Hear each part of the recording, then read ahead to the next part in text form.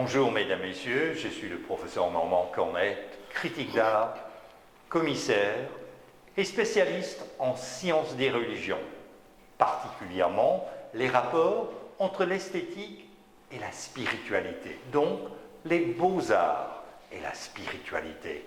On est ici au Centre Africa à Montréal, www.centreafrica.com et Africa c'est A-F-R-I-K-A, en présence de l'artiste Hélène Goulet et ses œuvres. Bonjour Hélène Goulet. Bonjour professeur Cornet. Est-ce que vous pourrez nous parler de votre vision créative? D'où jaillissent ces œuvres? Bien, d'abord, je voudrais préciser, il ne faut jamais l'oublier, l'art, la peinture, la sculpture, même la gravure et autres, c'est un effet de langage. C'est un langage plastique qui nous apporte une réflexion, il y a une communication qui s'installe peut-être. Alors on a, ce ne sont pas que des tâches, mais un état d'esprit, un état d'âme peut-être, qui peut raconter, mais qui exprime une pensée, tout en travaillant avec la matière. Et quand on regarde vos œuvres, et spécifiquement votre rapport aux couleurs, puisque vous êtes coloriste hors pair, il met une évidence, comme on dit, à l'opéra, spécifiquement dans les œuvres de Richard Wagner, des leitmotifs, des thèmes, des thématiques qui viennent, qui revient et qui vient encore. Eh bien, chez vous, le bleu est omniprésent. Quel est votre rapport à la couleur bleue? Bien, avant, je n'ai pas bien répondu. Vous parlez d'où jaillit tout ce que vous exprimez. Et c'est ce qui m'habite, ce qui est présent au moment où je suis au travail, au moment où je chemine dans ma tête, dans mon esprit, où une image vient aussi parfois. Donc, ça vient de la vie que l'on vit, le chemin qu'on emprunte, si on s'en éloigne, on revient. Alors, pour moi, ça alimente mon travail, mon monde d'expression. Et pour vous répondre à la question du bleu, bien, je pense qu'elle a été plus présente les dernières années, parce que pourquoi le grand fleuve Saint-Laurent, je suis née à Québec, on allait sur la terrasse du Frein, il y a des rivières, il y a la Chaudière pas loin, je suis allée en Beauce aussi, plus petite, très jeune, et puis il y a des rivières autour, des lacs, et c'est la grande nature qui m'inspire beaucoup, qui m'apporte une joie, qui m'apporte des formes, une vitalité, un ressourcement. Et quand j'habitais dans les bois francs, c'est-à-dire à Arthabasca, au flanc de montagne, il y a les Appalaches, alors c'était montagneux, des collines, et c'était plus, peut-être avec des tonalités vertes, du brun, du bois, du rouge, pour donner de la vie, du pétillement. Mais là, depuis une vingtaine d'années et plus même, c'est les nappes d'eau, c'est ce côté paisible, qui nous donne des grands horizons aussi, qui nous offre une certaine liberté, une envie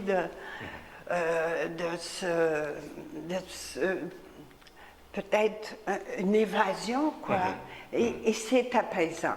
Et j'aime ces bleus. Le bleu, c'est aussi le ciel au-dessus de notre tête. Et donc, on peut dire que c'est la grande nature qui me sert de cadre ou de thème à mon travail, mais c'est la vie de tous les jours qui s'imprègne aussi dans mon travail. Les rencontres, les difficultés que tous connaissent, les joies et tout ça. Alors, ici, il y a une période il y avait plus de heurts ou de chaos, mais il y avait une période intense où il y avait de l'effervescence, et alors que de l'autre côté, bien, ça a été fait par la suite, et il y a un apaisement, mais j'y peux rien.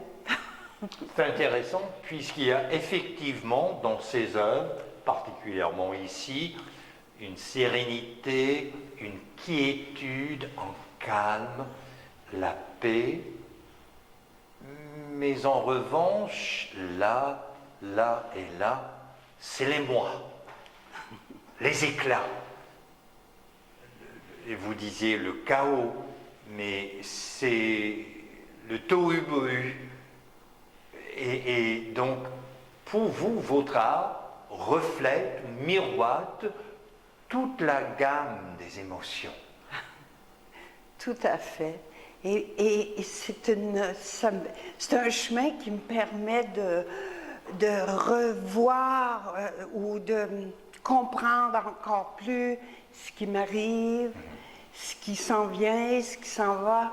Je peux mettre une énergie folle si j'ai été heurtée ou j'ai souffert. Donc,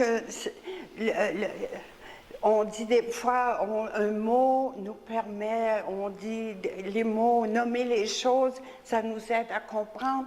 Puis nous, les peindre, ça jette un regard plus ciblé, plus sur ces événements qu'on vit.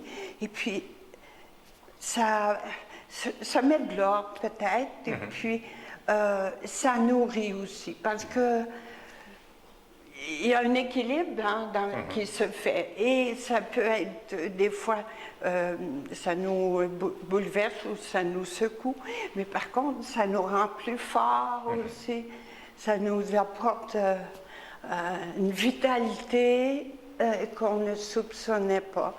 Puis, on va de l'avant avec le tableau, on laisse passer l'inconscient, il faut laisser faire. Vous voyez, ben ici, c'est plus paisible, mais c'est bleu blues, mais ces petits traits rouges, là, est-ce de la mélancolie?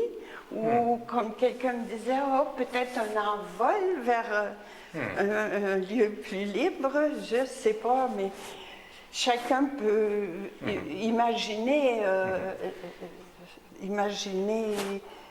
ou se projeter dans ces petites pièces de théâtre. Oui, en parlant du théâtre, il y a certes un aspect dramatique dans votre art. On le voit très bien dans cette œuvre. Et celle-ci, le cœur m'est cousu. Parce que si on le voit bien, donc le cœur était déchiré et ensuite cousu. Et quand on regarde toutes ces œuvres, j'ai bien l'impression que votre art reflète les oscillations de la vie, voire les vicissitudes. Oui, on n'y échappe pas. On est tous sujets à vivre des moments difficiles dans la vie, puis et des pertes d'amis, d'amour et tout. Donc, c'est comme un journal, peut-être comme un journal de bord. Et puis, ça permet de s'apaiser, puis de faire la part des choses, peut-être, je ne sais pas. Faire le tri dans la vie. Comment? Faire le tri dans la vie. Oui, puis d'exprimer quand on a connu une souffrance, bien, ça peut-être ça apaise. On l'a identifié, on l'a elle prend place dans notre réel. Et puis, c'est... Pourquoi ça? Parce qu'on ne peut pas mettre ça de côté ou dans un placard. Ça fait partie de la vie. Puis quand ça vient, bien, ça nourrit, ça nous... c'est plus fort que nous, là. On ne peut pas... L'artiste exprime ses valeurs, puis ses espoirs et les contraintes qu'on connaît, ben, c'est bien, ça fait partie du lot, là. On dit dans le cas de Picasso qu'il y avait la période rose, il y avait la période bleue, certes la période cubiste. Cette œuvre, tout au fond, les deux personnages, j'ai l'impression chez Hélène Goulet, il y avait la période noire. Et je ne sais pas si j'ose vous demander, mais je sais que vous étiez copine du peintre Serge Lemoine, très très connu. Dans quelle mesure est-ce que cette œuvre parle de cette période dans votre carrière artistique et dans votre vie?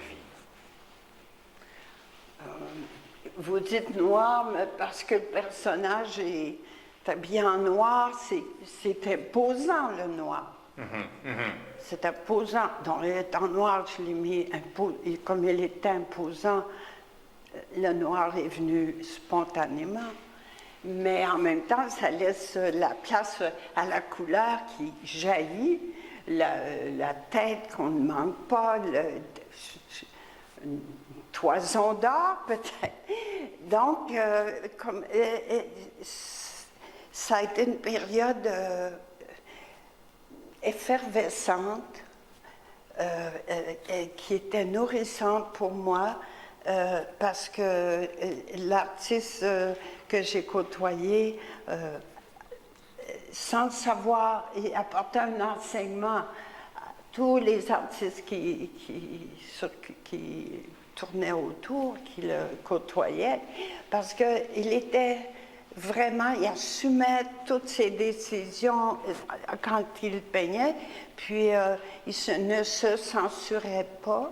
Et il avait l'audace, il l'assumait, et donc c'était un enseignement pour moi pour éviter à être trop dérogé ou peut-être je restais peut-être un peu conforme tout en inventant mes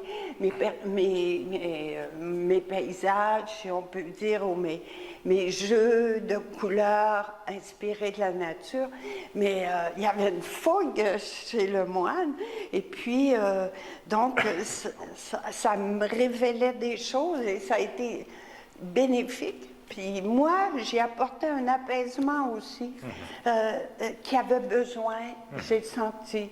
Donc, il y avait un enrichissement de part et d'autre, mais c'est sûr qu'il ne vivait que pour sa peinture, et par moments, on pouvait dire, il n'y a pas besoin des autres. Non, il suffit lui-même. Et c'est dur côtoyer des gens qui sont comme ça par moment. Alors, mais j'étais forte, je me tenais, je retournais vers moi-même, je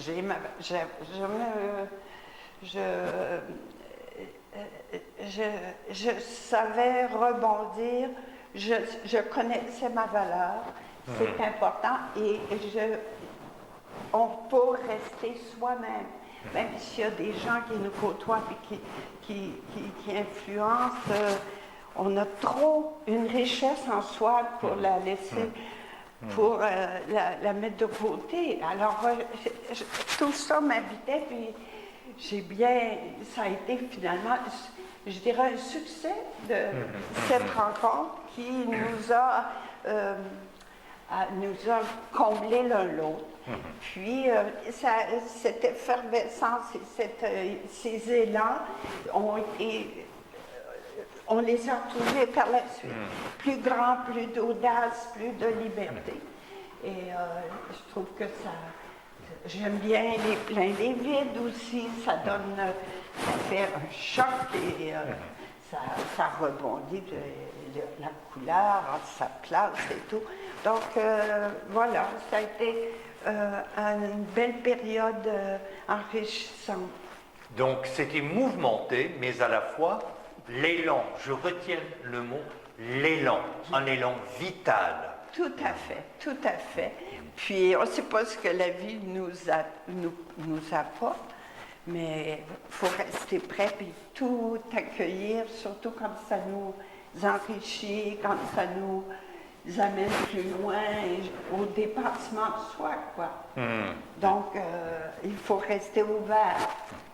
Alors, quand je pense à votre art, 60 ans de carrière artistique, professionnelle, bien sonnée, je pense certes à l'artiste, je pense, cette artiste est femme, mais elle n'est pas seulement femme, elle est féministe.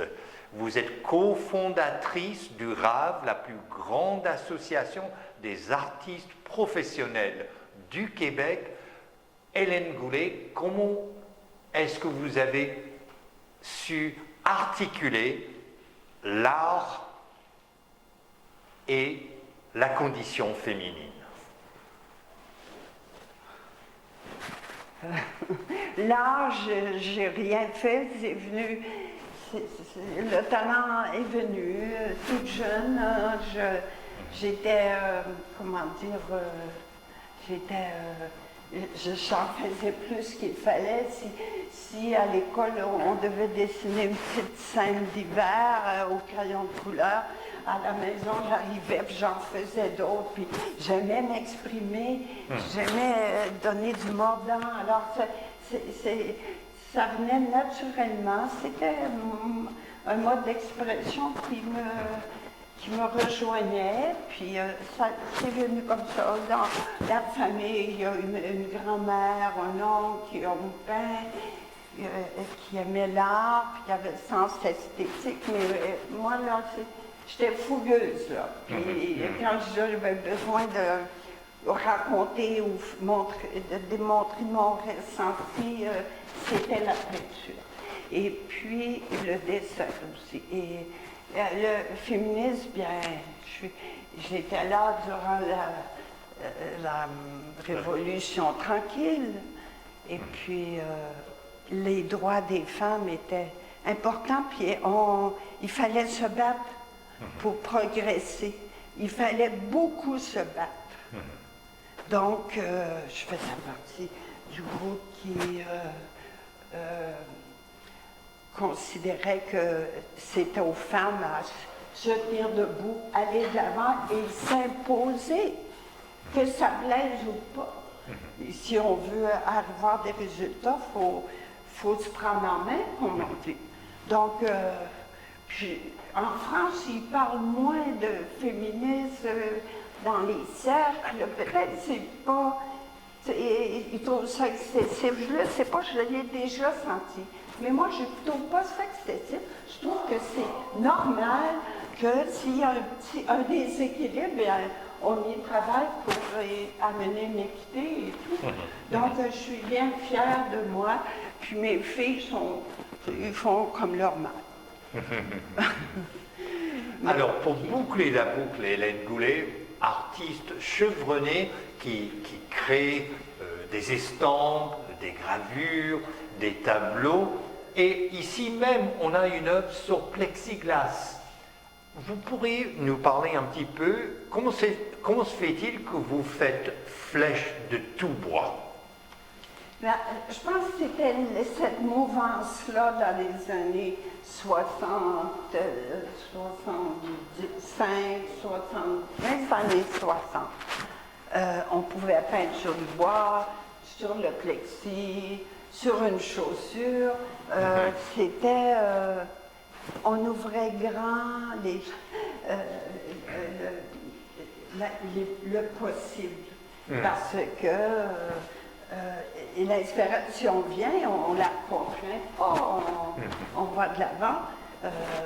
Il y avait du plexi. J'ai fait mon école des beaux-arts à Québec, je suis diplômée, mais j'ai poursuivi pour avoir le baccalauréat à l'UQAM et on avait les matériaux, de la toile, du plastique, de la toile, du plexiglas et tout ça. Et ben, ça miroite un peu, c'est lumineux. Et parfois, il y a des transparences qui restent. Un ombre qui pourrait me dire, mais oui, pourquoi une feuille translucide, puis on ne voit pas à travers, il est collé au mur, hein, de toute façon, on ne perd rien. Puis, mais c'est lumineux, ici je peignais derrière. J'en ai rajouté un peu. Et puis, pour moi, je trouvais que c'était diversifier la manière. Alors, puis, peindre avec ce qu'on a à portée de main aussi, où on sent qu'on peut faire un petit projet avec ça, puis apporter renouveler les choses. Et voilà, le bois, la toile. La toile est toujours là aussi. Merci Hélène Goulet. Mesdames, Messieurs, je vous invite à découvrir son art, le site web www.art-hélène-goulet.com. Je suis le professeur Normand Cornet, ici au Centre Africa, à Montréal. Pour tout commentaire, nous vous invitons à nous écrire studio@radioinfocité.com.